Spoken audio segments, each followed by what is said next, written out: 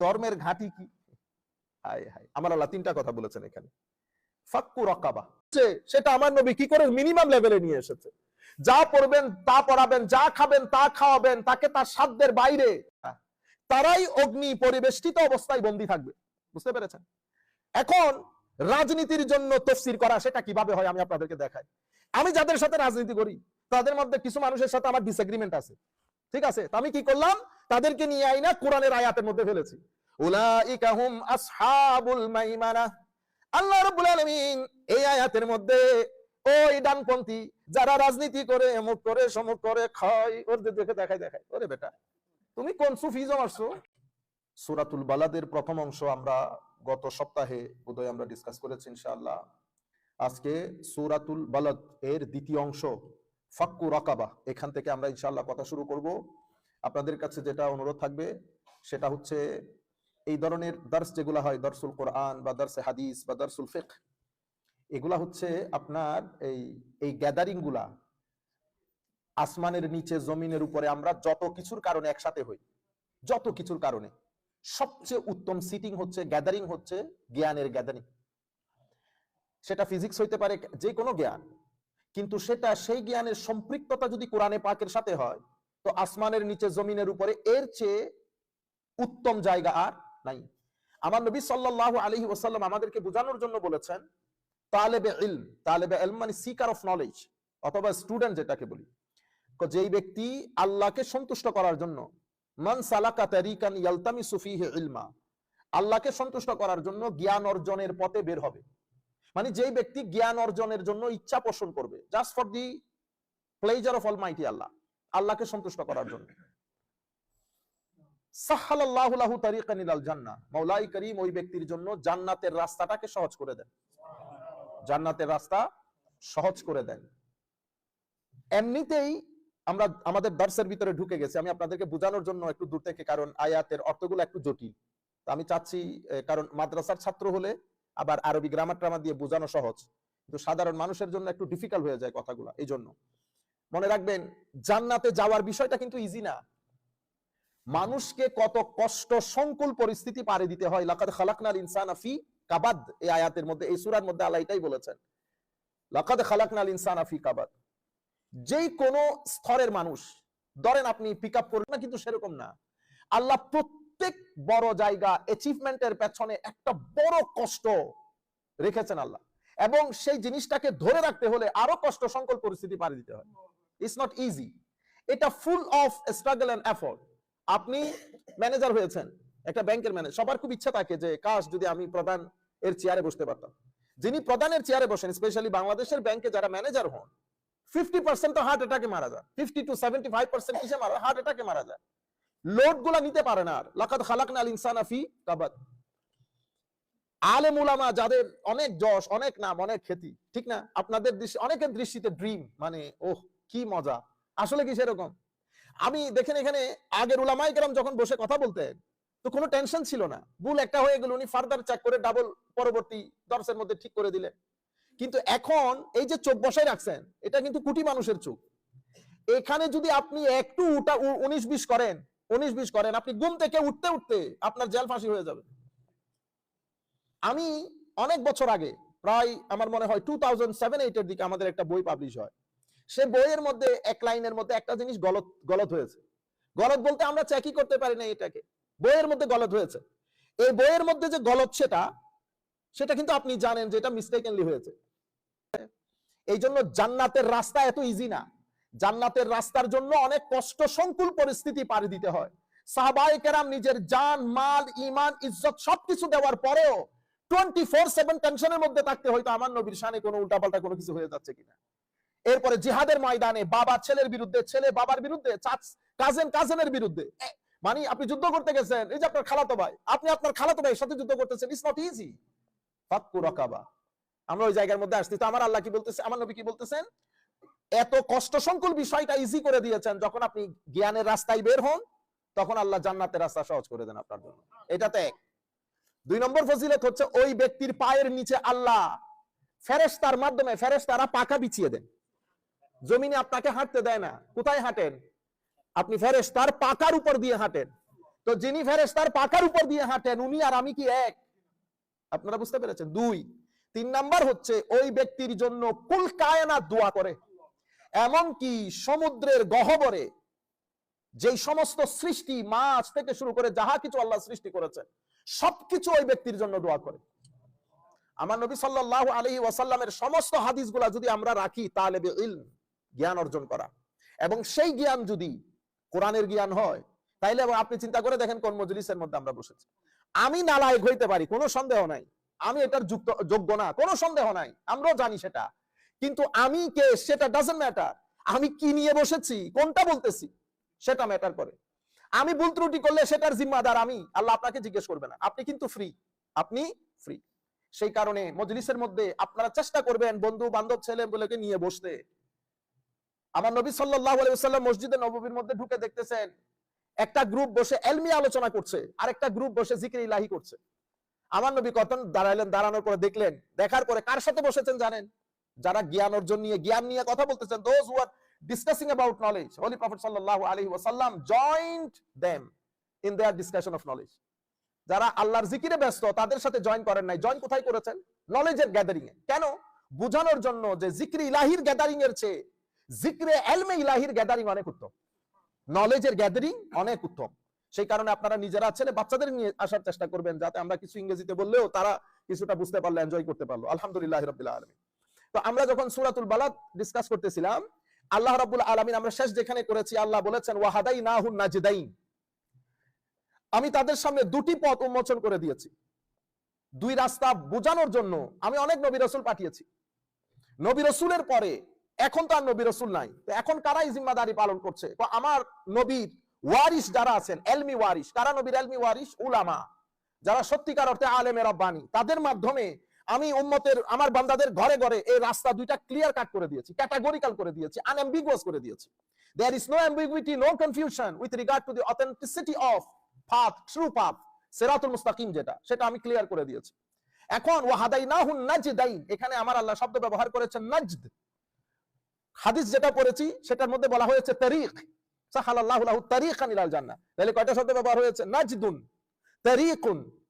আর সূরা ফাতিহার মধ্যে কি বলেছে? ইহদিনাস সিরাত আল মুস্তাকিম, তাহলে কয়টা শব্দ ব্যবহার হয়েছে? সিরাতুন। তাহলে নাজদুন, তারিকুন, সিরাতুন, নাজদুন, তারিকুন, সিরাতুন, তিনটার অর্থই রাস্তা, তিনটার অর্থই রাস্তা। কিন্তু কোরআনের, মানে এটাকে আমরা বলি এজাজুল কোরআন, কোরআনের এক্সট্রা অর্ডিনারি মিরাকল ক্যারেক্টারিস্টিক্স। যদিও তিন শব্দের অর্থ রাস্তা, কিন্তু আপনি যদি ডিপ ডাউনে যান দেখবেন একটার সাথে একটা আসমান জমিনের ভাড়া গেছে, একটার সাথে একটা আসমান জমিন। আমরা ওই রাস্তায় ঢুকবো না আমরা, কারণ কিছু ইম্পর্টেন্ট কথা বলা দরকার।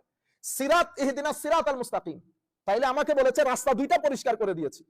এরপরে আমাকে শিখিয়ে দিয়েছে আমি যেন প্রত্যেক নামাজের একটা সূরা তো অবশ্যই পড়ি, সূরাতুল ফাতিহা প্রত্যেক নামাজে পড়তেছি।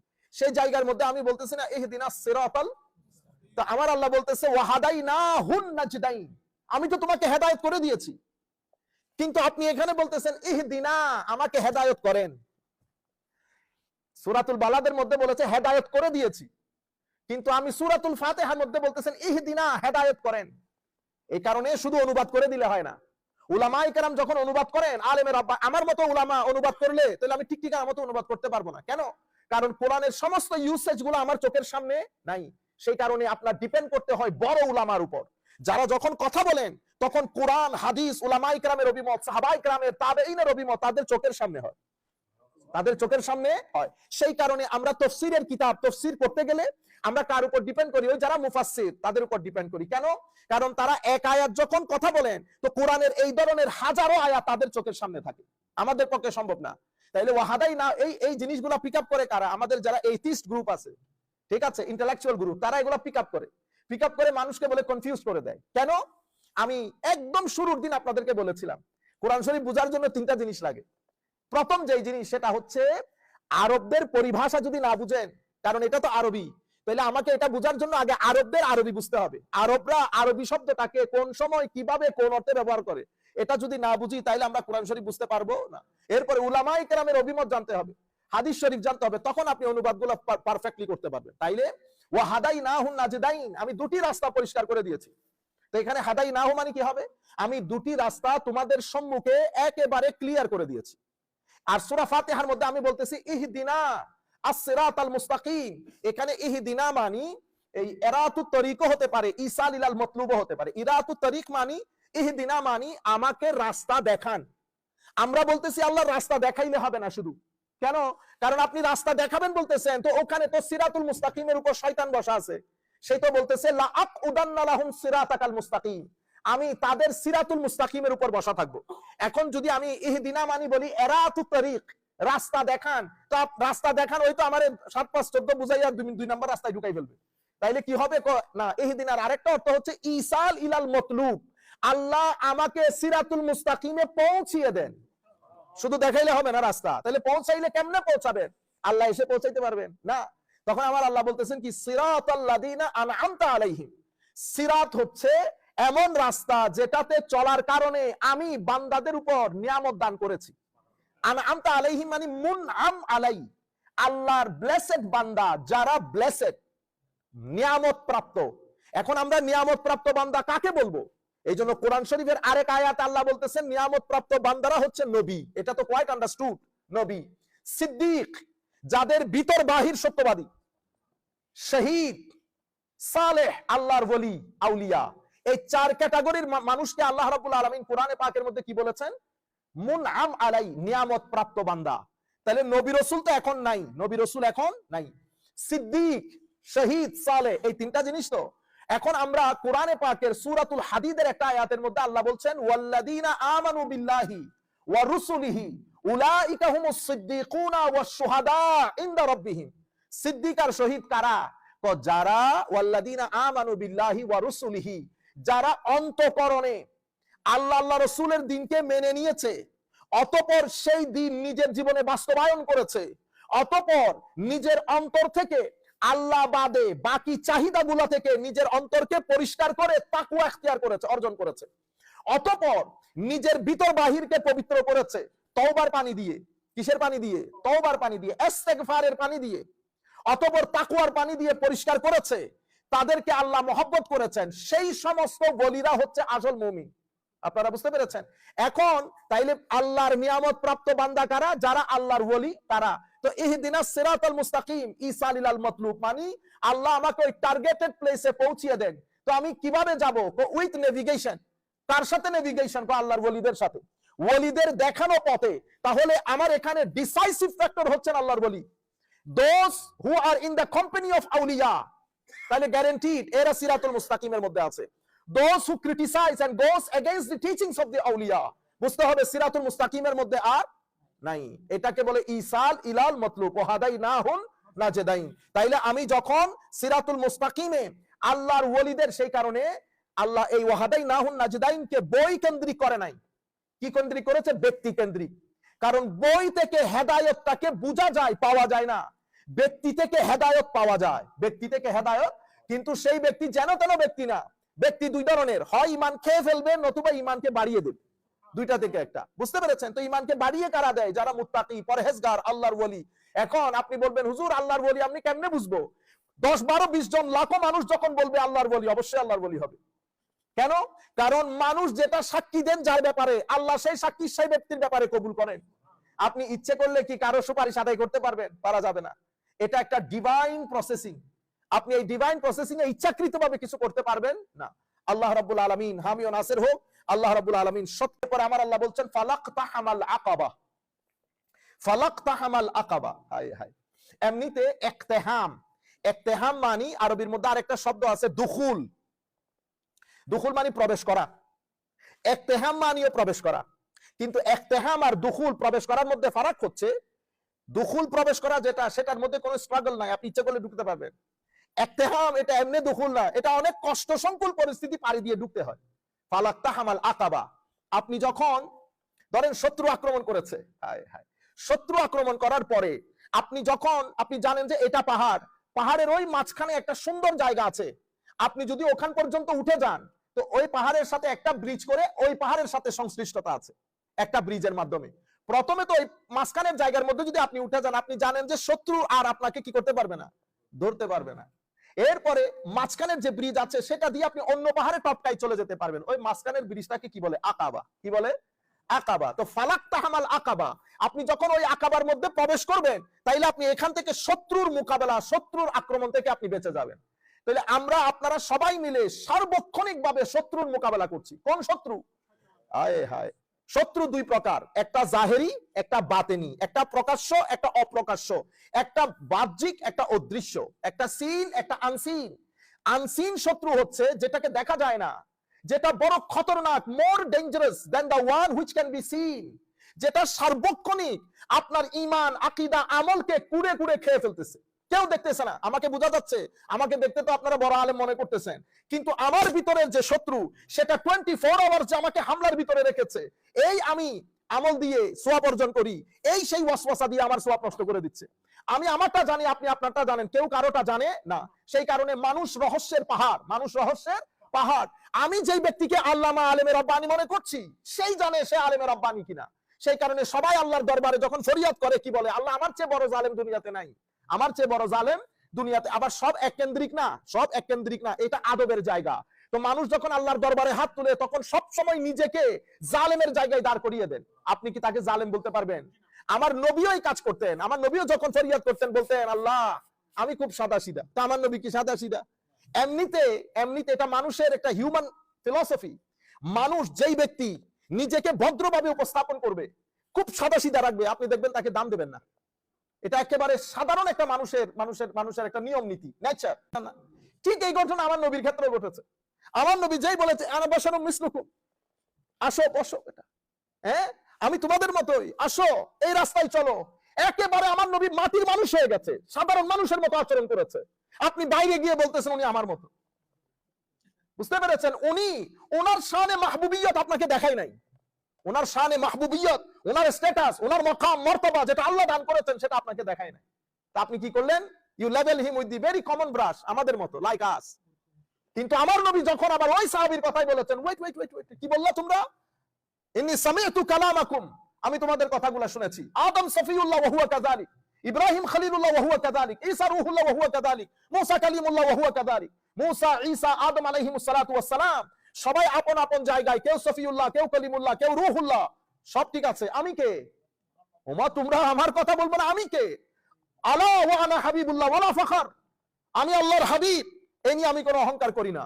রুয়ে জমিনের মধ্যে আমার চেয়ে কেউ সম্মানিত নাই, এটা নিয়ে আমি কোনো অহংকার করি না। কিয়ামতের ময়দানে সবাই নফসি নফসি করবে, আল্লাহর লেওয়ায়ে হামদ আমি মুহাম্মাদের হাতে থাকবে সাল্লাল্লাহু আলাইহি ওয়াসাল্লাম। আমি প্রথম জান্নাতের কড়া নাড়াবো, আমার জন্য রব্বে জুল জালাল জান্নাত থেকে জান্নাতের দরজা খুলে দেবে। আমাদের এখানে মানুষ দুই ধরনের হয়ে গেছে। এক ধরনের লোক বলতেছে কিয়ামতের ময়দানে উনিও জানেন না উনার কি হবে। কেন? ওই আপনাকে বলেছে না তুমি ভয় পাইও না, আমিও তো তোমার মতো। তো আপনি বাইরে ওয়াজের মধ্যে বলতেছেন উনি তো আমাদের মতোই, উনিও জানেন না কিয়ামতের ময়দানে উনার কি হবে। আপনারা বুঝতে পেরেছেন? কিন্তু আমার আল্লাহ বলেছেন খবরদার, আমার নবী নবীকে যেভাবে উপস্থাপন করতেছে তোমরা আবার সেদিকে খেয়াল করিও না। ওয়ারাফানা লাকা যিকরাক, আমি ভুলে গেছি। ওয়ারাফানা লাকা যিকরাক, আমি ভুলে গেছি। আমি মাকামে মাহমুদ ভুলে গেছি, মাকামাম মাহমুদা ভুলে গেছি, কদ জাআকুম মিনাল্লাহি নূর ভুলে গেছি, ওয়া তুআজ্জিরুহু ওয়া তুআক্কিরুহু সব ভুলে গেছি আমরা। এই জন্য এটা মানুষের একটা ফিলোসফি। মানুষ মানে আরেকজনকে যখন খুব ছোট করে উপস্থাপন করে, মানুষ ওইটাই বুঝে যে আমাদের মতোই হবে। তো আল্লাহ রাব্বুল ফালাক্তাহামাল আকাবা, কাজগুলো এত ইজি না। তো আপনি যখন ইকতিহাম বড় কষ্ট করে ঢুকতে হয়, তো আপনি যখন উপরে চলে গেছেন স্বাভাবিকভাবে শত্রু থেকে বেঁচে গেছেন। অনুরূপ ভাবে আমার ভিতরে শত্রু, রাত দিন এক মুজাহাদার মধ্যে থাকতে হয়। এই জন্য এই মুজাহাদাটাকে, এই যুদ্ধটাকে বদরের যুদ্ধের চেয়েও কঠিন বলেছে আমার নবী। বদরের যুদ্ধের চেয়েও আমার নবী কঠিন বলেছেন। বদরের যুদ্ধ কিছুক্ষণ হয়েছে, হওয়ার পরে শেষ। বুঝতে পেরেছেন? কিন্তু এই যুদ্ধ এটা আপনাকে সার্বক্ষণিক আঁকড়িয়ে রেখেছে। বুঝতে পেরেছেন? এখান থেকে ছাড় পেয়েছেন, দুনিয়া ধরেছে। দুনিয়া থেকে ছাড় পেয়েছেন, শয়তান ধরেছে।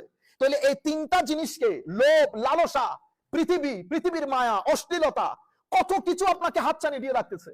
আমাদের ছেলেগুলা যারা এখানে বড় হচ্ছে, জব করে, কাজ করে, আপনি চিন্তা করে দেখেন তো তাদের উপর কি পরিমাণ, মানে কি পরিমাণ স্ট্রিম রোলার যায়। দুনিয়া ডাকে তাদেরকে অন্য রাস্তায় টাকা ইনকাম ভেরি ইজি দিন দিন। কারণ এমন একটা দুনিয়াতে আমরা বসবাস করতেছি যেখানে টাকার কম্পিটিশন চলে। Everybody needs more money to live in a beautiful house, to use a good car, everybody needs মানি। কিন্তু আপনি যে পরিমাণ টাকা আমরা ইনকাম করি সেটা তো মাস শেষ হওয়ার সাথে সাথে শেষ হয়ে যায়। কিন্তু এখানে অন্য রাস্তাও আছে টাকা ইনকামের। আপনি এক পরীক্ষা এখানে দিচ্ছেন, এক পরীক্ষা অশ্লীলতার দিচ্ছেন, এক পরীক্ষা সিস্টেম্যাটিক লাইফের দিচ্ছেন, এক পরীক্ষা সবরের দিচ্ছেন। এই তাবৎ পরীক্ষাগুলো দিচ্ছেন কি কারণে? জান্নাতে যাওয়ার জন্য। জান্নাতে যাওয়ার জন্য। তো আমার আল্লাহ ওই কারণে বলেছেন ফালাক্তাহামাল আকাবা ওয়া মা আদরাকা মাল আকাবা। তোমরা জানতে চাইছো আকাবা কি? সুবহানাল্লাহ। আল্লাহুম্মা সাল্লি আলা সাইয়্যিদিনা মুহাম্মাদিন ওয়া আলা আলি সাইয়্যিদিনা মুহাম্মাদিন ওয়া বারিক ওয়া সাল্লিম। আমার আল্লাহ বলছেন ওয়া মা আদরাকা মাল আকাবা। সে ধর্মের ঘাটিতে প্রবেশ করে নাই, তোমরা জানো ধর্মের ঘাটি কি? হায় হায়, আমার আল্লাহ তিনটা কথা বলেছেন এখানে। ফাক্কু রাকাবা, সেই ঘাটিগুলো যেগুলো আমাকে জান্নাতের রাস্তায় নিয়ে যাবে। কঠিন, কিন্তু কঠিনের শত্রুর মোকাবেলায় এই তিনটা কাজ আমাকে কোথায় নিয়ে যাবে? এই কয়েকটা কাজ আমাকে জান্নাতের দরজায় নিয়ে যাবে। প্রথম ফাক্কু রাকাবা। ফাক্কু রাকাবা মানে হচ্ছে দাস মুক্ত করা। কি মুক্ত করা? দাস মুক্ত। আপনারা জানেন in the time of the holy prophet সাল্লাল্লাহু আলাইহি ওয়াসাল্লাম পুরো পৃথিবীর মধ্যে there was a practice of slavery. প্রত্যেক ব্যক্তির কাছে দাস থাকতো। এটা তৎকালীন সমাজের একটা কি ছিল? ট্র্যাডিশন ছিল, কালচার ছিল। তারা ওভাবে অভ্যস্ত। আমার নবী যখন দাওয়াতি কাজ, দ্বীনের প্রচার প্রসার করা শুরু করলেন, তো প্রত্যেকের ঘরেই কি আছে? দাস আছে। হায় হায়, পৃথিবীতে, পুরা পৃথিবীতে তখন মানে দাসযুক্ত পৃথিবী। পৃথিবী was, the world was full of slavery. এবং সবচেয়ে কঠিন বিষয় ছিল এদের কোনো they didn't have any moral, they didn't have any basic human rights, they were deprived from the basic human rights. যারা দাস ছিল তাদেরকে বিলকুল আপনি মানে চতুষ্পদ জন্তুর মতো, just like an animal they were being treated, চতুষ্পদ জন্তুর মতো তাদেরকে তাদের সাথে বিহেভ করা হতো। তাদের বেসিক কোনো ইয়েস নোর কোনো কি ছিল না, রাইট ছিল না। খাওয়া দাওয়ার ক্ষেত্রে no right, whatever given you have to eat, you have no authority to say yes or no. Your yes is your ownership yes, you have to say no if your owner say no. এটা একটা জাহান্নাম ছিল পৃথিবীর মধ্যে। আমার নবী আগমন করলেন। আমার নবীর হাতে দুটি অপশন, হয় আমার নবী, এটা আমি এখন আমাদের অনেক ভাইদের প্রশ্নের উত্তরও দিয়ে দিচ্ছি একসাথে। আমার নবী ইচ্ছে করলে এটা এক কলমে কি বলে দিতে পারতেন যে আজকে থেকে দাস প্রথা নিষেধ, বলে দিতে পারতেন। তা আমার ভাইরা জিজ্ঞেস করে কই উনি তো দাস প্রথা নিষেধ করেন নাই। আরে ভাই, আপনি সার্কামস্টেন্স একটু চিন্তা করবেন না, কনটেক্সট একটু স্টাডি করবেন না। আমার নবী যদি তখন বলে দিতেন যে আজকে থেকে দাস প্রথা নিষেধ, তো দাস যেগুলো মুক্তি হতো তাদের খাওয়া দাওয়ার দায়ভার আমার নবী নিতে পারতেন। তাদেরকে কোথায় রাখবেন? তাদের খাওয়া দাওয়া কি হবে? এর পরবর্তীতে যারা মুক্ত করেছে এদের কারো কৃষি কাজ, কারো ব্যবসার কাজ, এই কাজগুলো কে সামাল দেবে? তো আমার নবী স্ট্র্যাটেজিক্যাল হয়েছেন, টেকনিক্যাল হয়েছেন। আমার নবী একগোতে ফুৎকারে নিষেধ করেন নাই। আমার নবী কি করেছেন? গ্রাজুয়ালি, আমার নবী গ্রাজুয়াল নীতি অবলম্বন করেছেন। গ্রাজুয়ালি এমন কিছু সিস্টেম ডেভেলপ করেছেন যে সিস্টেমের আন্ডারে আমার নবী চেয়েছেন যাতে এই দাস প্রথা পৃথিবী থেকে একেবারে এলিমিনেট হয়ে যায়। আমার নবী শুধুমাত্র বাই ল করে, আমার নবী চান নাই যে শুধু আইন দিয়ে আমি এটাকে কি করে এলিমিনেট করি। আমার নবী মোরালি, আইডিওলজিক্যালি, ক্যারেক্টারিস্টিকলি আমার নবী এমন ভাবে সিস্টেম অ্যাপ্লাই করতে শুরু করেছেন যাতে এটা গ্রাজুয়ালি আস্তে আস্তে এটা পুরো সোসাইটি থেকে ইরাডিকেটেড হয়ে যায়। আমার নবী কি করলেন দেখেন, প্রথমে ফাক্কু রাকাবা, এই যে দাস মুক্তির জন্য ইসলামী শরীয়তের মধ্যে যত হুকুম আহকাম, রোজা ভেঙেছেন, কসম ভেঙেছেন, অনেক কিছুর জন্য সদকা ফিদিয়া দিতে হয়, প্রত্যেক জায়গার মধ্যে আমার নবী দাস মুক্তি জিনিসটা কি করে দিয়েছেন। এখানে বলতেছে জান্নাতে যেতে চাও, তুমি আমার কাছে জানতে চাও আকাবা কি? বড় ঘাটি, বড় একটা মুক্তির জায়গা যেখান থেকে আপনি উঠে গেলে শত্রু থেকে বেঁচে যাবেন। তুমি আমার কাছে জানতে চাও জান্নাতে, জাহান্নাম থেকে বাঁচার জন্য জান্নাতে ঢোকার বড় রাস্তা কি? সেখানেও কি বলতেছেন? ফাক্কু রাকাবা। রোজা ভেঙে ফেলেছেন ইচ্ছাকৃতভাবে, আপনি এখন সদকা করবেন, তো প্রথম কি? ফাক্কু রাকাবা, আগে দাস মুক্তি। তো যারা ফাইনান্সিয়ালি এইবল তারা আস্তে আস্তে দাসগুলোকে মুক্ত করা শুরু করেছে, নাম্বার 1। নাম্বার 2, আমার নবী বলেছেন if you want to keep your slave, আপনি যদি আপনার দাসটাকে রাখতে চান, আপনি make sure you have to ensure his basic human rights. Basic human rights কি এনশিওর করতে হবে? আমার নবী রুলিং জারি করে দিয়েছেন, যা খাবে তা খাওয়াবে, যা খাবে whatever you eat provide this food to him as well. Number 1। যা পড়বে তা পড়াবে, যেটা আপনার ক্লোদিং এর ক্ষেত্রে যা ক্লোদিং আপনার আছে সেই ক্লোদিং আপনি তাকেও দান করবেন। বুঝতে পেরেছেন? নাম্বার 2। নাম্বার 3, আপনি তাকে তার সাধ্যের বাইরে কোনো কিছু তার উপর চাপিয়ে দিতে পারবেন না। তো আপনাকে তো ধরতে গেলে আমার নবী সাল্লাল্লাহু আলাইহি ওয়াসাল্লাম দাসের উপর যে অত্যাচার হচ্ছে সেটা আমার নবী কি করে মিনিমাম লেভেলে নিয়ে এসেছে। যা পড়বেন তা পড়াবেন, যা খাবেন তা খাওয়াবেন, তাকে তার সাধ্যের বাইরে কোনো কিছু চাপিয়ে দিতে পারবেন না। তাইলে তো দাসটা অলরেডি টেকনিক্যালি মুক্তই হয়ে গেছে, আপনি তো তাকে আর দাস হিসেবে ট্রিটই করতে পারতেছেন না। এই গ্রাজুয়ালি আমার নবী এটাকে এলিমিনেট করতে করতে পুরো পৃথিবী থেকে দাস প্রথাই খতম হয়ে গেছে, পুরো পৃথিবী থেকে দাস প্রথাই খতম হয়ে গেছে। আমার নবী হাদিসে পাকের মধ্যে ইরশাদ করেছেন if you want to protect yourself from the hell fire, যদি আপনি চান আপনাকে জাহান্নামের আগুন থেকে মুক্ত হতে, তো রিলিজ আ স্লেভ, মেক হিম ফ্রি। আপনি কোন একটা দাসকে মুক্ত করে দেন। আপনি যদি আমার নবী শেষ পর্যন্ত বলতেছে তুমি যদি চাও তোমার চোখ প্রটেক্ট করতে জাহান্নামের আগুন থেকে, তো একটা দাসের চোখকে মুক্ত করে দাও। What does it mean? That means free him, তাকে মুক্ত করে দেন। ফাক্কু রাকাবা। তাইলে আমরা এখান থেকে পুরো কনটেক্সচুয়াল বিষয়গুলো বুঝলাম, এবং এতটুকুনো বুঝেছে আমার নবী এক কথার মধ্যে যদি দাসকে মুক্ত করে দিতেন, তো রাষ্ট্রের কাছে এত ফাইন্যান্সিয়াল এবিলিটি ছিল না, রাষ্ট্র তাদেরকে একসাথে এনে রাষ্ট্র তাদেরকে খাওয়াবে, পড়াবে, শেল্টার দেবে, ওই ফাইন্যান্সিয়াল এবিলিটি রাষ্ট্রের ছিল না। সেই কারণে আমার নবী গ্রাজুয়াল নীতি অবলম্বন করে পুরা সোসাইটিকে দাস প্রথা বিলুপ্তির সাথে ইনভলভ করেছেন। এটা হচ্ছে আমার নবীর ইউনিক লিডারশিপ, যেটা আমার নবী সব ক্ষেত্রে করেছেন, করতে পারে নাই। আর আমার নবী সাল্লাল্লাহু আলাইহি ওয়াসাল্লাম 1400 বছর আগে আল্লাহ যখন গ্রাজুয়ালি মদকে হারাম করেছেন, গ্রাজুয়ালি, প্রথমে একদিনে হারাম করেন নাই, গ্রাজুয়ালি, যেই দিন বলেছে আজ থেকে মদ দেন, তখন সাহাবায়ে কেরাম, সোসাইটি তারা রেডি হয়ে গেছে। তো আমার নবী শুধু সাহাবীকে বলেছে যাও পৃথিবীর আনাচে কানাচে, মদিনার আনাচে কানাচে বলে দাও মদ ব্যান হয়ে গেছে।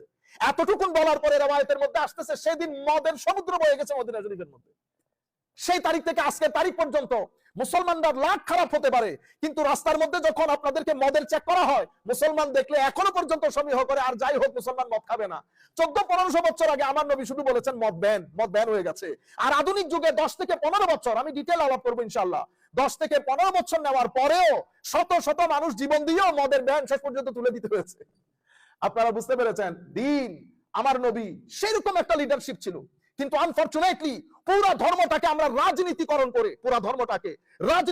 করে একটা নির্দিষ্ট দেশের এজেন্ডা বাস্তবায়নের জন্য, নির্দিষ্ট দেশের আইডিওলজিকে সমাজের মধ্যে প্রতিষ্ঠা করার জন্য পুরো দিন সম্পর্কে মানুষকে কনফিউজ করে ফেলেছে। আমাদের এটা কোনো কারণে কোনোভাবেই উচিত হয় নাই। মানুষ সেকুলার হয়ে গেছে, মানুষ এইথিস্ট হয়ে গেছে আমাদের কারণে। আমরা শুধুমাত্র এই প্ল্যাটফর্মটাকে, না আমি ধর্মীয় রাজনীতি, অবশ্যই ধর্মীয় রাজনীতি, আমার নবীর দ্বীনের মধ্যে রাজনীতি আছে, সব নীতি আছে, কিন্তু আমি যখন সেটা করব বলে করব, আপনাদেরকে ডাকবো যে এটা আমি ইসলামী রাজনীতি, কিন্তু আমি তলে তলে অন্য কাজ, অন্য দেশ, নির্দিষ্ট একটা ব্যক্তির আইডিওলজি। এখন আপনি যদি বলেন যে এই কমিটি গঠন করা হয়েছে, এখানে কোনো মাজার থাকবে না, এখানে কোনো মাজার থাকবে না, এই রাইট আপনাকে কে দিল? এই রাইট আপনাকে কে দিয়েছে? এটা তো সন্ত্রাসবাদী কথা, এই জবান তো আমরা খারিজিদের মুখে শুনেছি, এটা তো মুসলমানদের মুখের কথা না। তাইলে আপনি পুরো মুসলিম রাষ্ট্রে, সৌদি আরব বাদে, কাতার কুয়েত বাদে, যে সমস্ত তেল সমৃদ্ধ দেশ যাদের কারণে মুসলিম দেশের ডিভিশন, তারা বাদে যারা মুসলিম সিভিলাইজড কান্ট্রি, এলম এবং হিকমতের মধ্যে এখনো লিডারশিপ, তারা মিশর বলেন, সিরিয়া বলেন, জর্ডান বলেন, ইয়েমেন বলেন, প্যালেস্টাইন বলেন, আরো মরক্কো বলেন, আরো যে সমস্ত আরব দেশ, সেই মাজারগুলো কোথায় নিয়ে যাবেন? আপনি তাশকন্দের ইমাম বুখারীর মাজার কি করবেন? ইমাম মুসলিমের মাজার কি করবেন? সিহাচিত্তার ইমামের মাজার কি করবেন? এরপরে আপনি মিশরের বুকে, আপনি যে ভদ্রলোক বড় ওয়াজ করে, সেও তো মিশরে পড়ে আসছে, সেই মিশরের মাজারগুলা কি হবে? আমার নবীর মাজার কে? তাইলে তো আপনারা সময় পেলে আমার নবীর মাজারে ভেঙে উড়িয়ে দেবেন, ঠিক না? এটা খারিজিয়ত। আমরা আগামী কাল বা পরশুর দিকে, আপনারা যারা আমাদেরকে রিকোয়েস্ট করেছেন, বেটা আমরা এটা মসজিদের মধ্যে দরসুল কোরআন, এখানে তো আমরা সব ধরনের কথা বলতে পারবো না, আজকে রাতে অথবা কালকে আমরা এই বিষয়ে বিশদ আলাপ করবো আমাদের লাইভে ইনশাআল্লাহ। তো ফালাক্তাহামাল আকাবা ওয়ামা আদরাকামাল আকাবা, আমরা কথা না বাড়াই, সময় খুব সংক্ষিপ্ত। তো আমার আল্লাহ বলছেন ফাক্কু রাকাবা, এতগুলা মাজার আছে, তো এতগুলা মাজার সব ভেঙে ফেলবেন? মাজার ভেঙে না, এটা তো আপনার কালচারের পার্ট হয়ে গেছে। এখন আপনি কি করবেন? সেখানে যদি কোনো অরাজকতা থাকে, আপনি বলেন অরাজকতা, তাহলে তো বাংলাদেশের একটা পার্টিও রাখতে পারবো না, আমি কাউকে রাখতে পারবো না। আপনি যে ভালো সেটা আপনাকে কে বলেছে? আপনারা বুঝতে পেরেছেন? আমাদের এক ভদ্রলোক বলতেছেন, আলেমরা যদি এই রাস্তায় এগিয়ে আসে, মানে ইনভেস্টর হয়, আমাদের এই দেশের আধা প্রবলেম সলভ হয়ে যাবে। ও ভাই, মসজিদের টাকা কি বললেন আপনি? আমি তো আপনাকে অনুরোধ করবো, মাননীয় উপদেষ্টা, এই সমস্ত কথা বলে হাস্যকর, আমরা মানে হাসির পাত্র হয়ে যাচ্ছি। একটা মসজিদের অ্যাকাউন্ট ঠিক আছে, একটা মাদ্রাসার অ্যাকাউন্ট ঠিক আছে, আপনি যিনি যেখানে বসাইছি, যে 2 টাকার সুযোগ পেয়েছে, সেও কি ছেড়েছে? হ্যাঁ, এত বড় বড় আপনি বলবেন না কোনো কিছু হয় নাই, তাহলে আমি আপনাকে অনুরোধ করি, আপনি একজন ইনকাম ট্যাক্সের অফিসার, বুকের সাহস থাকলে ইনকাম ট্যাক্সের অফিসার এনে বলেন, আমাকে ইনভেস্টিগেট করেন, ইনকোয়ারি করেন, এরপর আমার বিরুদ্ধে আমার পুরা ইনকামের উপর, মাদ্রাসার ইনকাম, আপনি ইনকাম ট্যাক্সের অফিসার ডাকেন, ইনকাম ট্যাক্সের অফিসার এসে তারা আপনার ইনকোয়ারি করুক, আপনাকে কে টাকা দিয়েছে, এই টাকা কোথায় কোথায় খরচ হয়েছে, যিনি টাকা দিয়েছেন উনি কেন টাকা দিয়েছেন। Very simple. আমরা এই জিনিসগুলো, আপনি যেটা বলেছেন, আমি আপনার সাথে 100% একমত মাননীয় উপদেষ্টা, যে মাদ্রাসায় আলেম উলামা, হ্যাঁ সত্যিকার আলেম উলামা যদি আসে অবশ্যই পরিবর্তন আসবে, কিন্তু গত 10, 15, 20 বছরে আমরা আলেম উলামারা যে খেলা দেখিয়েছি, টাকা পয়সা সবকিছুর ক্ষেত্রে, বুঝতে পেরেছেন? আমরাই সেই মানুষ 50,000 টাকা ছাড়া ওয়াজ করি না। আজকে আপনি বলতে পারবেন বড় বড় সভা 1-1.5 লাখ টাকা বাদে ওয়াজ করেছি, আলহামদুলিল্লাহ আমরা বলতে পারবো বাংলাদেশের বুকে সিনা খুলে, যে কোন মায়ের ছেলের কাছ থেকে আমরা অ্যাডভান্স নেই নাই, আমরা লাখ টাকা নেই নাই, 50,000 টাকা যারা দিয়েছে 30,000 ফেরত দিয়েছে, আমরা বলতে পারবো। কিন্তু আপনি লাখ টাকা বাদে কেউ ওয়াজ করে না। সেই জাতি যদি বলেন মানে তারা আসলে বহুত কিছু হয়ে যাবে, না, মাফি। গড়ের শিক্ষা বড় শিক্ষা। শুধু আমি পাঞ্জাবি টুপি পরে ফেললে হবে না, পাঞ্জাবি টুপি পরে ফেলে তো বরবাদ হয়ে গেছে। আল্লাহ রাব্বুল আলামিন আমাদের হামি ও নাসির হোক। ফাক্কু রাকাবা, প্রথমে হচ্ছে দাস মুক্তি। তো দাস মুক্তির পুরো বিষয়টা আমরা বুঝতে পেরেছি। আও ইতআমুন জি মাসগাবা, এরপর আমার আল্লাহ বলছেন তোমরা কি জানতে চাও জান্নাতে যাওয়ার সহজ রাস্তা? হায় হায়, দুর্ভিক্ষের দিনে গরিবকে অন্ন দান। আও মিসকিনান আও ইতআমুন ফি ইয়াউমিন জি মাসগাবা, তাহলে ফাক্কু রাকাবা। এখন তার দাস নাই, তাহলে এখন আমরা কোথায় যাব এই আয়াত নিয়ে? হায় হায়, আমাদের সমাজে অনেক ব্যক্তি আছে কর্জের কারণে মাথা তুলে দাঁড়াইতে পারছে না, ব্যবসা করতে পারতেছে না, পরিবার পারিবারিক ভাবে ভেঙে চুরে একাকার। তাহলে আমাদের দায়িত্ব কি? ফাক্কু রাকাবা, তার গর্দান, তার এই কর্জ থেকে তার গর্দানকে মুক্ত করা। এবং আমাদের দেশে যারা ফাইন্যান্সিয়ালি খুব বেশি কষ্টের মধ্যে আছে তাদেরকে সহযোগিতা করা, এগুলা হচ্ছে জান্নাতে যাওয়ার সহজ রাস্তা। এরপরে আউ ইতআমুন ফি ইয়াউমিন জি মাসগাবা, দুর্ভিক্ষে দিনে অন্ন দান করা। এখন আমাদের সমাজের মধ্যে গরিব গুরাবা অনেক মানুষ অন্ন নিয়ে সমস্যায় থাকে। তাইলে আমার আল্লাহ সহজ রাস্তা কোনে দেখিয়েছে? যাদেরকে খাওয়া দাওয়ার ক্ষেত্রে মানুষকে সহযোগিতা করা। আপনাদের যাদের কাছে ভালো টাকা পয়সা আছে, আপনারা অন্তত $50 তো আমরা প্রত্যেক ব্যক্তি খরচ করতে পারি না? আপনারা গ্রাম অঞ্চলের মধ্যে প্রত্যেক ব্যক্তি যে কোনো একটা পরিবারকে স্পন্সর করবেন, তাকে মাসে মাসে $50 দিবেন। অথবা আপনারা $500 একসাথে করে এলাকার মধ্যে যারা যে কাজ করতে চায় তাদেরকে বলবেন এটা চাঁদা, তুমি আবার 2 মাস পরে আমার টাকা আমাকে ব্যাক করে দিবা। এভাবে আপনারা সহযোগিতা করবেন সবাই মিলে।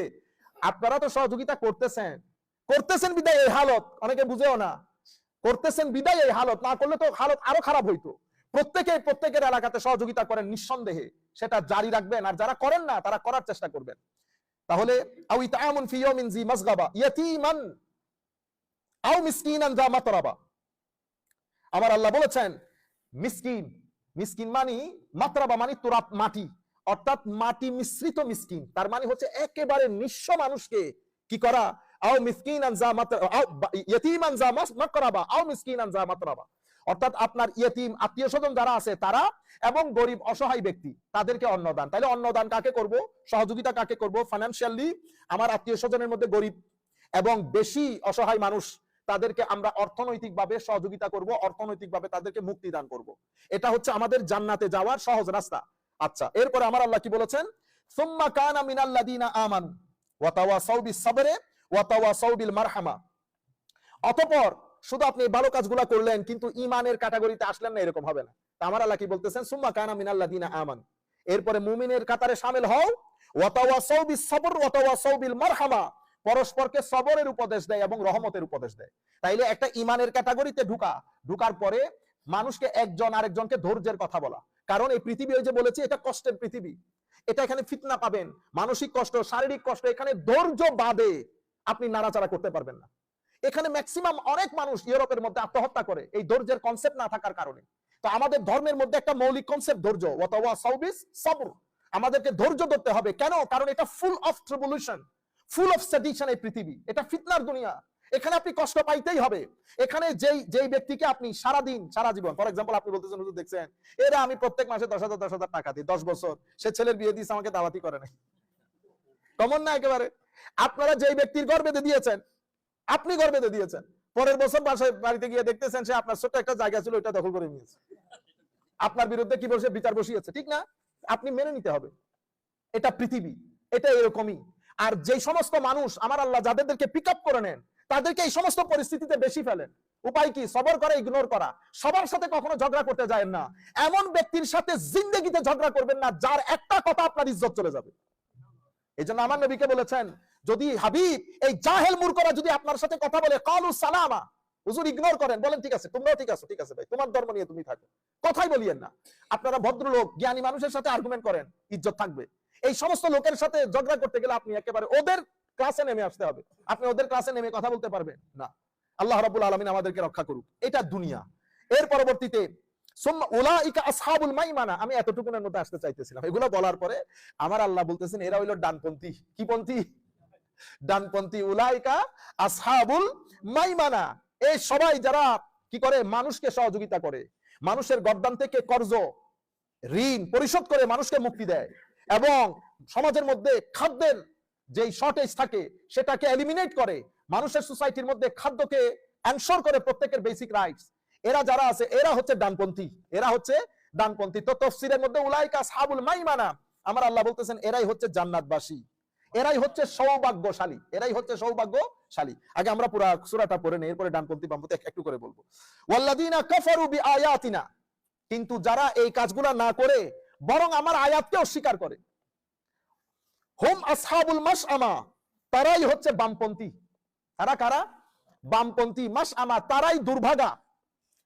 আলাইহিম নারুম মুসাদা, এবং এই সমস্ত বামপন্থী যারা, দুর্ভাগ্য যারা, তারাই অগ্নি পরিবেষ্টিত অবস্থায় বন্দী থাকবে। বুঝতে পেরেছেন? এখন রাজনীতির জন্য তাফসীর করা, সেটা কিভাবে হয় আমি আপনাদেরকে দেখাই। আমি যাদের সাথে রাজনীতি করি তাদের মধ্যে কিছু মানুষের সাথে আমার ডিসএগ্রিমেন্ট আছে, ঠিক আছে? তো আমি কি করলাম, তাদেরকে নিয়ে আইনা কোরআনের আয়াতের মধ্যে ফেলেছি। উলাইকা হুম আসহাবুল মাইমানা, আল্লাহ রাব্বুল আলামিন এই আয়াতের মধ্যে ওই ডানপন্থী যারা রাজনীতি করে, এমুক করে, সমুক করে, খায়, ওর দেখে দেখায়, ওরে বেটা তুমি কোন সুফিজম আসছো বেটা? কোরআনে আল্লাহ যেটা বলতেছেন, এবং এই ডানপন্থী বামপন্থীর ব্যাপারে সূরা ওয়াকিয়ার মধ্যে আল্লাহ বিস্তারিত বলেছেন কারা ডানপন্থী কারা বামপন্থী। আপনি যে ডানপন্থী বামপন্থী মনে করতেছেন, ওই ডানপন্থী বামপন্থীর কথা আল্লাহ কোরআনে পাকের মধ্যে বলেন নাই।